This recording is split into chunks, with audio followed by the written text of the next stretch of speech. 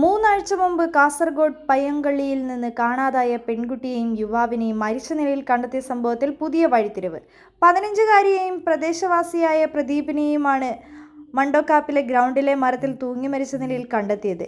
ഇരുവരുടെയും മൃതദേഹങ്ങൾ കണ്ടെത്തുന്നതിൽ നിർണായകമായത് കർണാടകയിലെ ബന്ധുവിന് അയച്ചു കൊടുത്ത 50-ലധികം ചിത്രങ്ങളാണ്. ഫെബ്രുവരി 12-നാണ് 10ാം ക്ലാസ് വിദ്യാർത്ഥിനിയെ കാണാതായത്. കുട്ടിയെ കാണാതായ ദിവസം തന്നെ പ്രദേശവാസിയായ പ്രദീപിനെയും കാണാതാവുകയായിരുന്നു. ഇതേ ദിവസം ഇരുവരും ഒരുമിച്ചുള്ള ചിത്രങ്ങൾ കർണാടകയിലുള്ള ബന്ധുവിന് അയച്ചു കൊടുത്തത്.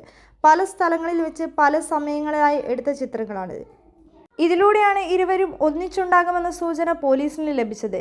പിന്നാലെ കർണാടക പോലീസിനെ ബന്ധപ്പെട്ട് കർണാടകയിലും തിരച്ചിൽ നടത്തുകയായിരുന്നു. കർണാടകയിലേക്ക് ഇരുവരും പോയിട്ടില്ല എന്ന് ഉറപ്പിച്ചതോടെയാണ് വീടിന്റെ പരിസരത്ത് അന്വേഷണം വ്യാപിച്ചത്.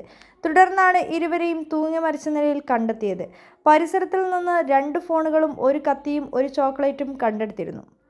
എന്നാൽ ആത്മഹത്യാക്കുറിപ്പ് കണ്ടുകിട്ടിയിട്ടില്ല എന്നാണ് പോലീസ് അറിയിച്ചിരിക്കുന്നത്. മൃതദേഹം കണ്ടെത്തിയ പ്രദേശത്ത് ദുർഗന്ധമൊന്നും ഉണ്ടായിരുന്നില്ല. പ്രദേശത്തെ CCTVകളടക്കം പരിശോധനയ്ക്കായി പോലീസ് എടുത്തിട്ടുണ്ട്. ഇൻവെസ്റ്റിഗേറ്റ് നടപടികൾ ഉടൻ പൂർത്തിയാക്കുമെന്നും ഇതിനുശേഷമേ വസ്ത്രത്തിലെയോ മറ്റു കുറിപ്പോ ഉണ്ടായിരുന്നുവെന്ന് അറിയാൻ സാധിക്കുകയുള്ളൂവെന്നും പോലീസ് അറിയിച്ചു.